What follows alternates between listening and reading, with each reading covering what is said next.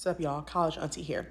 I want to talk to y'all about something, particularly something that I'm going to be honest, I've realized is more of a pet peeve for me when it comes to students over the past couple of years, but was really driven home by a post that I saw on my favorite platform, Reddit. I want to talk to y'all about it, and it's particularly about the importance of reading the syllabus. I know, don't click off. I promise you this is going to be worth your while. Now, before I get into it even deeper, I want to say for the record that I have had last semester, because my semester has not started yet at my institution, but it has for many of y'all. And my last semester, there were several students that were in situations at the end of the semester where they were in a bit of a bind trying to figure out if they were going to do well academically, not sure of what to do. And the first question I would ask them is like, did you read the syllabus? And they would look at me like a deer in headlights, like, syllabus? Why would I read the syllabus? Meanwhile, the thing that they wanted to know or the policy that they were unsure about, right there in the syllabus. And then some of these same students who, if they watching this, you know I love you, but these same students would try to finesse the system by trying to ask for extensions on assignments that they waited to the last minute to submit. They would be grade grubbing. They would be, sending the instructor a whole bunch of information about stuff that happened to them at the very last minute and hoping that the instructor would be willing to be lenient with them. Meanwhile, they were not communicative throughout the entire semester. They were skipping classes. They were doing all the things opposite of what they needed, hadn't read the syllabus, and now they're just like, when they're now in a situation where their grade is being calculated, trying to go into damage control mode. Now, here's the thing. It's important to know what the purpose of a syllabus is. This is not just some random document that exists to give you more busy work. It is essentially a contract between you and your instructor.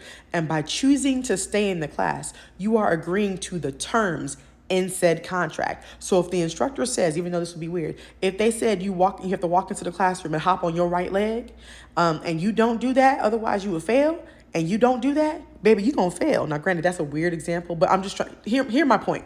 So a lot of times these syllabi have important policies about academic integrity, assignment submissions, and all these, the standard information that should be in there. So because of that, students just feel like, oh, I don't need to read that, whatever it might be. But actually, this kind of leads me to the post that I said that I saw on Reddit. There are actually instructors having conversations about what they're putting in their syllabi and making adjustments to their syllabi because they're getting tired of the foolishness, y'all. Now, y'all, here is the post that triggered this whole video to begin with. Someone posted, which syllabus policies are now a must for your sanity? We discussed syllabus requirements in this sub over the years, but as students and technology have changed, I know that faculty have made additional changes to the syllabi to cover these new situations. So they wanted to know what were the must include items in their syllabus that have saved them time and helped them with their sanity. And so, y'all, I read through all of these. It's 162 comments as of this recording, and I'm sure it's going to continue to blow up. This was only 6 hours ago, and 162 comments in 6 hours. It's a lot of people. Now, y'all, while I was looking through these comments, I kind of came upon roughly 17 different themes or categories that kind of emerged from what they were saying in the comments out of the 162 comments and counting that were there. And I realized, like, hey, yo, I need y'all to know these things. I need you to know what instructors are doing, what they're saying in the syllabus. And so I've decided I'm going to start a series on this. Why not? Now, this is a quick list I put together of a lot of the different topics. Forgive it if there's really quick answers or really quick things that don't make as much sense here. This was more for me, not so much for you. But my goal is to do a video on all of these so that way y'all can understand what are some of the things you could expect to see in your syllabi nowadays. And if you haven't read your syllabus, the goal is to encourage you to read it through in its entirety, because there's a lot of things that can be in your syllabus that will be beneficial to you or harm you if you're unaware. Again, it's a contract, and these are policies that you need to know, and ignorance is not an offense, child. Now, since this is a series, I'm going to do several videos on these different topics. Now, I said 17, but some of these are cut off. Look, I can only fit so much on the screen. I'm only doing all work.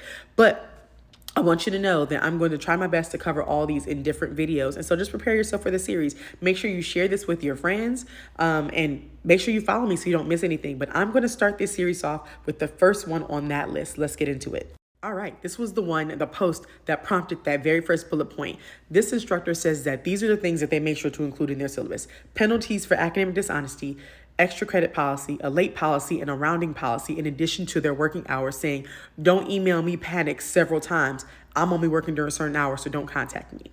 Now, when someone asked them, tell me more about your round up policy, they literally said, when asked, I round down. And they put it in quotation marks, which means that's in their syllabus. So that means if a student sees that, that's in the syllabus. And so if a student decides, I feel like I want the instructor to round me up, or I want to ask for that, they will literally decide, you know what, it's to my discretion to whether or not I want to keep you at the same grade that you would be, whatever that percentage might be, whatever the lower percentage might be, or if I want to round you up. It's completely within their discretion. And so if you ask, then they'll just decide to keep you where you are and round down. Y'all. Now, in this particular video, I'm focusing more so on the rounding policy because in other videos, I will highlight some of these other policies in a little bit more detail. But this specific one is important for those grade grubbers, which is what instructors kind of call students. I'm just going to call it what it is. I love y'all.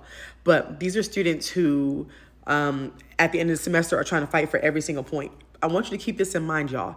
Every single point matters. Every assignment matters. And I know life be life and life happens. We'll talk about some of those life happens policies a little bit later on in the series. But I want you to know that every single point matters. And so that means you need to do everything in your power to try to earn as many points as possible. And you want to make sure that you talk to the instructor with deference, talk to the instructor with respect. So that way, if you do need some accommodations or some sort of support and it's something outside of what the university can provide because you don't have like official accommodations, you want to communicate on the front end, but you don't want to be asking for rounding at the end.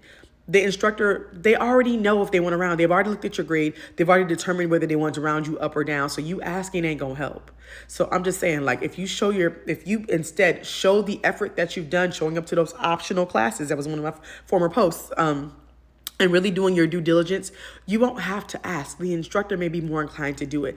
But this instructor specifically says that if you ask them about rounding, they're going to just decide to give you the lower grade. Because again, it's within if you fall within a certain window between grades, they can do that. Now, I want to give a bit of a story time, for a situation that I had when I was teaching a course, a particular class in which I told students in the syllabus, I do not round. It was straight point scale. So if you ended up in a situation where you had points that were a decimal and you were between letter grades, then what I would do was I would use your performance in the class. Like, were you participatory in class? Were you like, what were you doing in class? Did you show up on time? Were you submitting assignments within a timely manner? I would use that to determine whether to bump you up or not. So I'm like, okay, if I saw you made a good faith effort, then yes. If not, then sorry, you didn't earn it. But in addition to that, I encouraged the students to go to every single class. I mean, in general, they knew that they had participation points. So if they missed a class, they would miss out on points.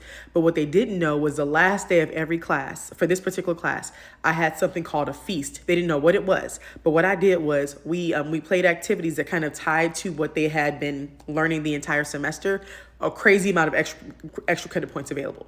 Individual, group points, whatever it was, right? So if they showed up and put forth a good faith effort, if somebody was on a borderline, they can go up a full letter grade. Again, it's an intro to a university class, so it's nothing that was too challenging, but it was like, if you put forth the effort, that worked out. Now, there's some instructors might say, like, I don't give out extra credit. Don't ask me for extra credit. This is not high school. Some instructors may provide it, and some extra credit assignments might be a little bit more work intensive.